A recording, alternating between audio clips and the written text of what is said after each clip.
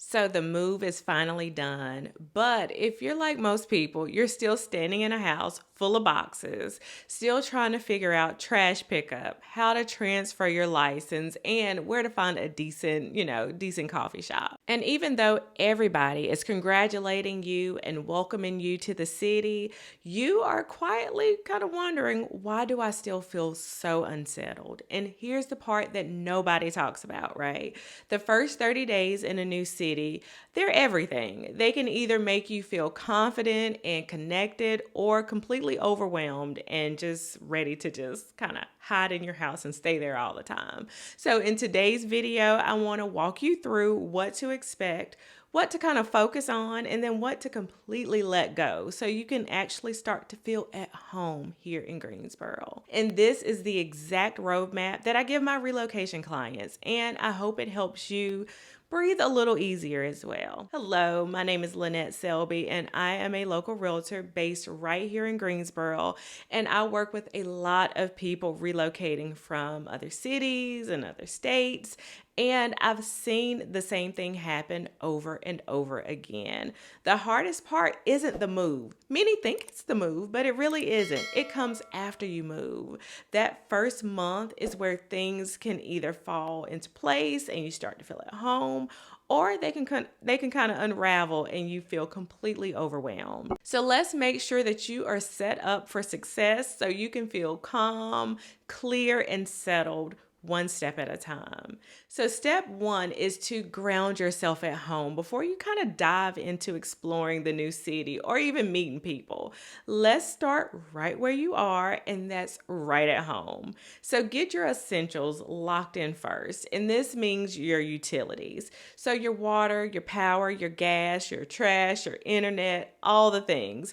Those are services that have separate providers. So kind of double check to make sure that you got everything scheduled or they're already up and running. So next, let's tackle those address changes. So I'm talking about USPS, your employer, your bank, and Amazon. And Amazon is a big one because you will be so surprised at how many people will forget about those things and end up with delivery delays or even account issues. And we don't want that. So then there's the DMV, and you'll need to update your driver's license and your vehicle registration within 60 days or moving. But I say the sooner you do it, the better. And finally, get to know your new go-to spots. So find your grocery store, find the pharmacy, the closest gas station, and your local post office. Because once you've got those everyday places figured out, life starts to feel a little more manageable and more familiar. And even if you're still living out of suitcases or waiting for your furniture to arrive, and this gives you a sense of control. It tells your brain, okay, we're home, we got this, and it kind of starts to help you feel a little more settled. So step two is to get familiar with things without completely overwhelming yourself.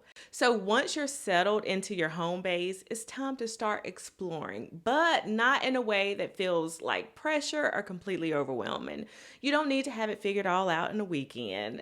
Start by taking a 10 or a 15-minute walk or even a drive in each direction from your house. Just notice what's around you. What parks are there, restaurants, are there any trails, coffee shops, gyms? Because this is how you start to kind of build that mental roadmap. And if you're looking for ideas, here are a few great places to kind of check out. Go to LeBauer Park, check out the food halls and the cultural center. And then there's the Friendly Shopping Center. And this is one of my favorite places because it's kind of like a hub for shopping, running errands, and then they do have some good restaurants over there as well. And if you got kids, just drive by their school, even if it's closed, even if it's during summer or over winter break, still drive by because this will help ease the transition for everybody. And little by little, this starts turning that I'm new, where do I even begin, into I kind of know my way around this city. So step three is connecting with the community, because this is the piece that finally makes Greensboro start to feel more at home. So you don't need to force it, just kind of be open. Join local Facebook groups for your neighborhood, for parents, or for new people that has moved to the area. They're great for recommendations, events, and asking questions without feeling lost. And say yes to something casual. So a local farmer's market, a meetup, or a group class. Even one connection can make you feel like you belong. And if you find a spot you like, whether it's the gym, church, coffee house, or a hiking trail, go back again and again. Familiar faces will become friendly faces over time. And if you got kids or a dog, use that to your advantage too. Because you can go to dog parks, you can go to the library for story times, because those are fantastic places to meet people naturally. So this part does take a little time, but you will be amazed at how quickly things shift once you start showing up. So step 4 is to handle the small things that make a big difference. So now before I wrap it all up, I want to mention a few easy to miss details, because these can kind of sneak up on you if you're not prepared. So double check your insurance. Make sure your homeowner's insurance or your rental policy reflects your new address. Set up auto pay for your mortgage or even for your rent for one less thing that you got to worry about. And check your trash and recycling schedule, because that will vary by zip code. And if you work remotely, update your tax and your job paperwork with your new address. And this one is a big one. Go ahead and find the nearest hospital, urgent care, and pharmacy that stays open overnight, because you don't want to start searching for this stuff in the middle of an emergency crisis. And if you hadn't already, say hello to your neighbor.